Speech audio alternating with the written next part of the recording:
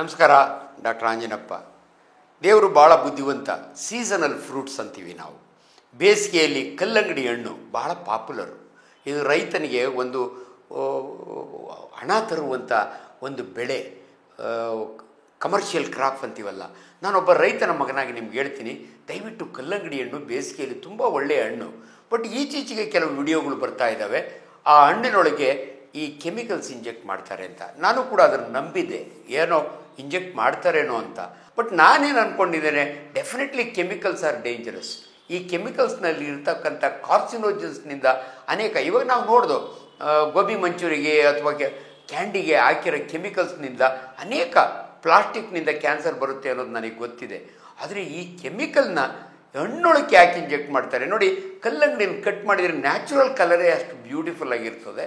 But ಅದಕ್ಕೆ extra colour ಮಾಡ್ತಾರೆ ಅಂತ ಯಾರೋ ಫೇಕ್ ವಿಡಿಯೋ ಮಾಡಿದ್ದಾರೆ ಅಂತ ಅವರು ಡೆಮಾನ್ಸ್ಟ್ರೇಷನ್ ನೋಡಿದ ಮೇಲೆ ನನಗೆ ಗೊತ್ತಾಗಿದ್ದು.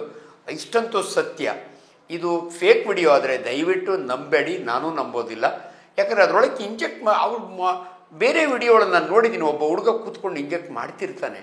ಬಟ್ ಅದು ರಿಯಲ್ಲೋ ಇವರು ನಾನು ಒಂಚೂರು ಇಂಜೆಕ್ಟ್ ಮಾಡೋಕ್ಕಾಗಲಿಲ್ಲ ಅಂತ ಒಂದು ಒಳ್ಳೆ ವಿಡಿಯೋ ಮಾಡಿದ್ದಾರೆ. ಇದು ಫೇಕ್ ಆದರೆ ರೈತರಿಗೆ ನಿಜವಾಗಲೂ ಒಳ್ಳೆಯದು.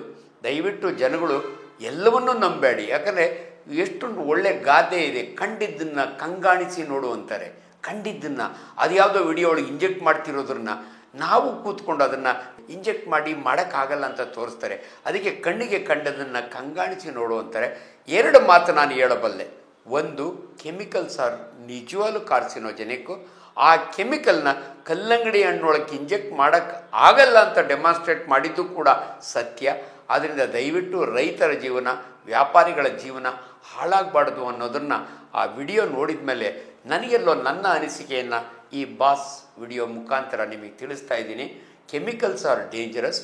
ಬಟ್ ಸುಮ್ಮನೆ ಅವ್ರು ಹೇಳ್ತಿದ್ರು ಇನ್ನೊಂದು, ಆ ಕೆಮಿಕಲ್ ಅಷ್ಟು ಕಾಸ್ಟ್ಲಿ ಇರೋವಾಗ ಕಲ್ಲಂಗಡಿ ಹಣ್ಣು 60 ರೂಪಾಯಿ ಸಿಗ್ತದೆ, ಅದರೊಳಗೆ ಇವನು ಇಂಜೆಕ್ಟ್ ಮಾಡಿ ಎಕ್ಸ್ಟ್ರಾ ದುಡ್ಡಂತೂ ಇಲ್ಲ. ಆಮೇಲೆ ಎಲ್ಲೋ ಒಂದು ಕಡೆ ಈ ಹಣ್ಣಿನ ನ್ಯಾಚುರಲ್ ಕಲರ್ ಇದೆ. ಇವಾಗ ಹಲಸಿನ ತೊಳೆ ನ್ಯಾಚುರಲ್ ಕಲರ್, ಅದಕ್ಕೆ ಇನ್ನೇನು ಬಣ್ಣ ಹಾಕಕ್ಕೆ ಹೋಗ್ತಾರೆ.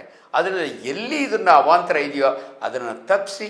ಅದು ಫೇಕ್ ವಿಡಿಯೋ ಆದರೆ ದಯವಿಟ್ಟು ನಂಬೋದು ಬೇಡ. ನಾನು ಕೂಡ ಅವ್ರ ಜೊತೆಯಲ್ಲಿ ಇದನ್ನು ರೈತರ ಪರವಾಗಿ, ದಯವಿಟ್ಟು ಕಲ್ಲಂಗಡಿ ಹಣ್ಣನ್ನು ಯಾರೋ ಒಬ್ಬರು ತೋರಿಸಿದ ಇದ್ರ ಮೇಲೆ ಕ್ಯಾನ್ಸರ್ ಬರುತ್ತೆ ಅಂತ ಹೆದರ್ಕೊಂಡು ತಿನ್ನೋಕೆ ಹೋಗಬೇಡಿ.